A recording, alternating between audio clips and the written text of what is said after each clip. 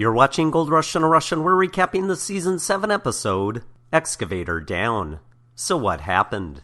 A driver is buried in an excavator in the swamp, and it's sinking fast. Well, slow, but Discovery acts like it's fast. They try and use 2 excavators to pull it out, but the mud is too thick. So they use an excavator to excavate the mud next to the excavator to extract it with the excavators. Did you follow that? At Indian River, there is a problem with the water pump. A computer malfunction has lowered the water volume, so they borrow a pump from a neighbor and get it running, but only after realizing it needs fuel.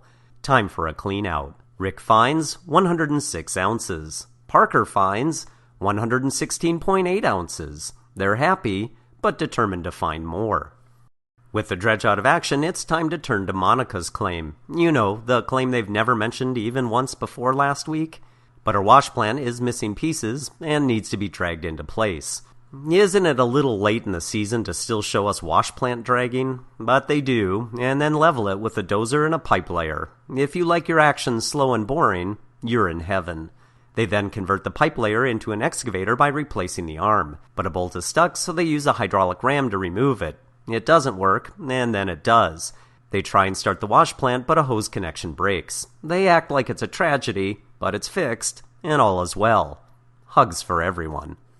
It's clean-out time. Last week's run finds 49.9 ounces, and they celebrate? They throw in Freddy's previous 19 ounces and now claim to have found 69 ounces in Colorado. But they need more crew. Todd tries to call Dave, but he won't come. Todd still owes the crew $150,000 for the 6 weeks they weren't paid. Quick math check. If true, that means Todd is paying $25,000 each week in wages. Add that to the $750,000 Todd said he has already lost weeks ago. Should be fun calculating his profit at the end of this year. Seeing Todd failing, Freddy makes his own call to Dave.